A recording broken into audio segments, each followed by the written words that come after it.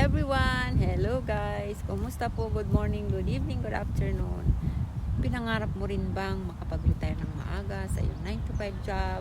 Or gusto mo makatulong sa iyong pamilya sa Pilipinas, makatulong sa iyong asawa para makabayad ng mabilis ng mga credit card, mortgage?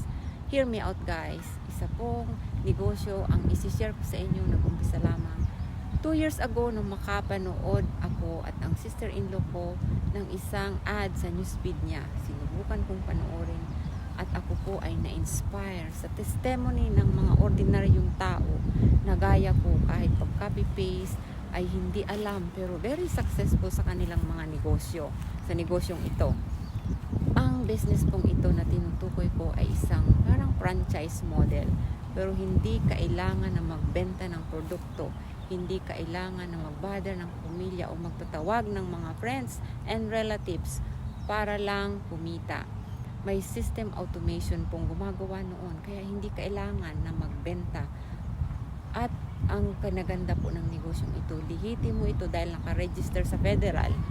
So hindi rin ito MLM, hindi ito scam. Ayaw ko yun. Hindi ko ilalagay ang mukha ko dito kung hindi ito legit na negosyo. Sinasabi ko po sa inyo na subukan yung panoorin. Nag-umpisa lamang ako nang mapanood ko ang isang webinar, 90 minutes. Binigyan ko ng oras at ngayon mababago ang aking buhay dahil sa business na ito. Makakapag-retire po ako ng maaga. Hindi ko na kailangang maghintay pa ng 15 more years. Nabayaran ko rin ang aking sasakyan within just 1 year and a half. Kaya subukan nyo na pong panoorin. Send me a message or click learn more para mabigyan kita ng free access sa aming webinar.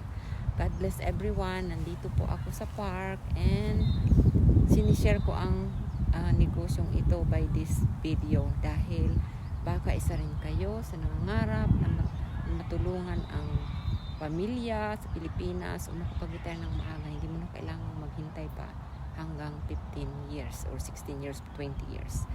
Ay, by the way po, ako po si Melissa, nakatira dito sa Honolulu, Hawaii. Tubong Bicol po ako.